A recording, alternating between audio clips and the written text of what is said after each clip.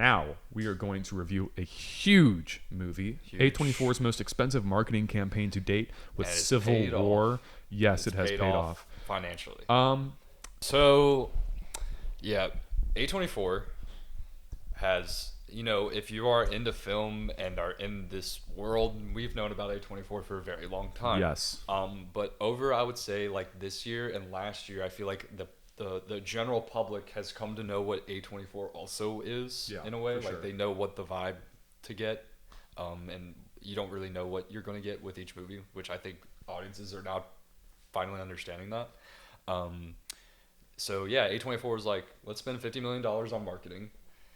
April's dry as hell. Let's get us our first number one opening and try and get a high grossing. And it worked. Industry projected that this movie was going to make like 14 to 18 million. It made 26.2, I think, was the final number last night. Yeah. Or 2 nights ago. Which is insane for one, A24. It's already in the top 10 highest grossing movies for them just off of one weekend alone. And I think it's really showing how A24 is expanding as a brand to be more commercial while also still doing art house stuff, which I'm very happy with. Yeah. Would you? I don't know. Do you think do you agree with that? I do. I think that opening weekend was strong. I think that some of the demographics, though, like I was reading online, but like some of the demographics, I'm just like, how do you get that data? Mm-hmm. Because like, you have the normal man, woman, whatever. Yeah.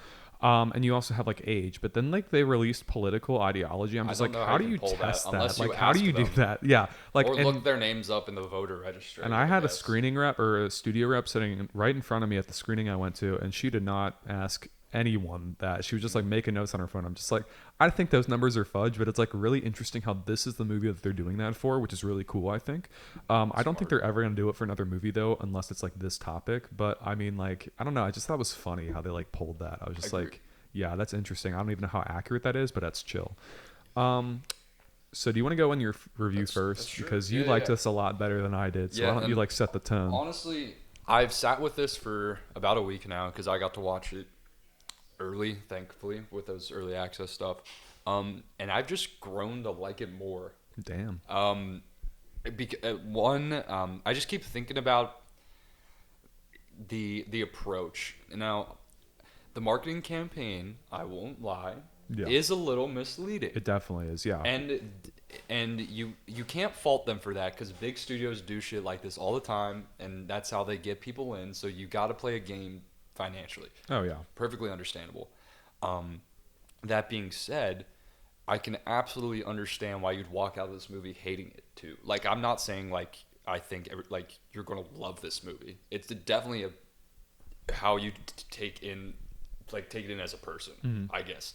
Are you cool with not getting what you expected and it being you thinking it's good, or are you just like not on board because you're like, yeah, this isn't, really what you thought it was going to be at all? Which honestly, it kind of isn't. It's a way more take on journalism than politics. Would you say that? 100%, yeah. Definitely a war journalist, like a perspective of journalism that I particularly love a lot. Just because like I go to school, like my minor's journalism, I love to write. Like I think the approach that he took. Oh yeah. We're leaving it in. I think the approach that he takes to being apolitical, I think works. I understand if the people saying he has nothing to say, but I think that wasn't the point of his movie. And I'm not saying like that people are missing the point, because I can understand why what you expected out of this movie for it to be bad. But I think as a like British man, with his take on like our country, I think he didn't want it to be a political thing. He just wanted to show like how any country, no matter like how put together you think you are, and especially in a time like ours, that it could end up like this and it being shot like this. And I think it's really cool because I kind of made this parallel the other day while thinking about it, and I talked to some buddies about it too, that like this war, like everyone is shooting something, but like it's different types of shooting, whether like they're shooting with a camera for the photographers, and obviously the army and stuff are shooting with guns. And I think that's a really cool parallel to look at, because like they're basically doing the same thing and the same action, just in different ways. Yeah. So I really enjoyed it. I thought, like, for me, I loved it a lot. I literally upped my score yesterday. I like put it. It's like I think it's number 2 or number 3 on the year for me now. I raised it to an 87. I don't know. It's really great. And once you hit that Jesse Plemons, like, midsection, where he's phenomenal, by the way, the rest of it for me was just like, yep, I'm so digging this. I loved it. And the sound design is also, like, insane. Really good, yeah. Yeah. So, Mitchell's not as high as me, which is totally okay. Because I've talked to a lot of people, but I just think, for me personally, I've grown to love it more, and I think it's definitely going to be one of the movies I look back on this year that's in my top 5 to 10 for sure. Like, honestly. Yeah, I think that for me, after the screening, I posted, like, I do movie reviews on my Snapchat story, like short ones. Yeah. And people I haven't talked to since high school, because the marketing campaign is so aggressive, they were like, oh, can you let me know how this is? I want to see it. Yeah. Would you recommend it? People like that too. And I'm just like thinking about these people and their movie tastes. I'm just like, probably not. I don't think I could recommend this to anyone because it's not as mainstream as it looks. And if you go into that with that mindset, you're going to be disappointed. Agreed. And I don't think that was what was disappointing to me. I had a lot of things that I'm disappointed about in this movie, but I just think that, like, you know, be careful looking at it because, like, it's not the same thing you're going to expect from the trailers. It's definitely not, which was fine with me. I got something I think is better than the trailers because, like, going in, I was like, this is a generic action movie. I'm probably going to hate it. It definitely wasn't. It was definitely stronger than that. At the same time, though, I feel like the movie itself has trouble kind of setting up the story. In the world. Nick Offerman shows up, and I apologize in advance. My review is going to be a lot of spoilers because most of the things my problem with this are like spoilers. So like click off, like skip a few minutes. We'll have chapter bites to skip. So yeah. So for me, Nick Offerman shows up. He sets up the world in like a 5-minute scene. I think it's a great opening. For me, it didn't work because the sound design and the score are really distracting. That's fair. Flies through facts in like a press conference. The way he repeats stuff and like mumbles to himself is a really good thing for like a character like beat. But when you're setting up a world, you have to make it as clear as possible. That's right. And I felt like the scene itself was a lot of mumbling, a lot of repeating himself, got the message all muddled. I definitely feel like the factions themselves are never explained correctly. The reason why certain areas team up and the fact that like throughout the film you never know like what side any given person they interact with is on. Correct. Except it for kind of like made it a couple. Yeah, a few. I'm not gonna spoil it, but a few. And my main problem with this is definitely the journalistic aspect. I take journalism classes. I took one and I thought it was really cool what the film kind of explores. Like my professor was beating into our heads about the idea of bearing witness in times of trouble. War journalism he was talking about, and it was really impactful to see that portrayed on screen. However, my problem with it is that the portrayal on screen is not as strong as one might expect from journalists. The journalists on screen are kind of stupid. They make really poor choices. It's not a good portrayal of journalism. I'm not saying it needs to be. I know a lot of people in like times of stress and war make really bad decisions, and it's very realistic. But my problem is you set up all this journalistic integrity. You never also explain why the journalists are protected.